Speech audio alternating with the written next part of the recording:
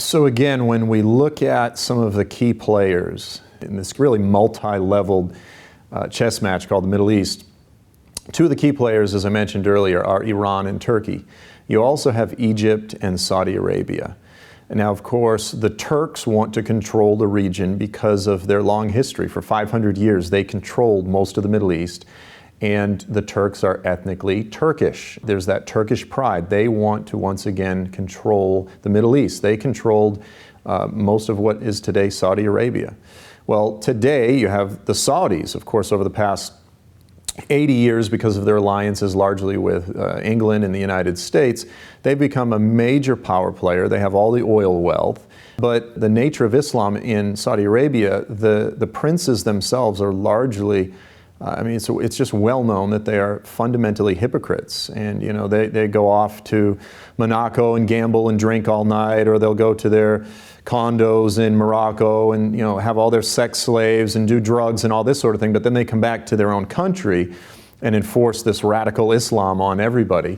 And so Saudi Arabia has always been a monarchy and a government that is terrified of the monster that it's created. And so whereas Saudi Arabia has created ISIS, they've really ideologically funded and created radical Islam, they're afraid of their own people.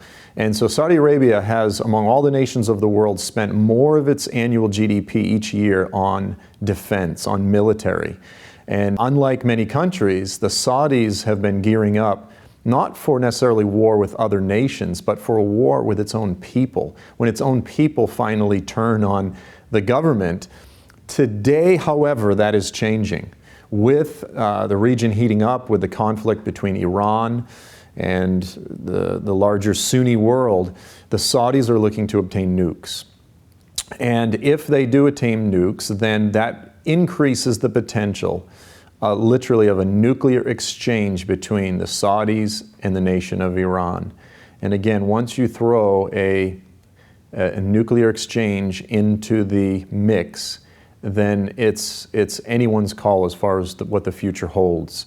The implications and the fallout, both literally and geopolitically, figuratively, are tremendous. I mean, that would put us in uncharted waters that no one can really foretell the end result of.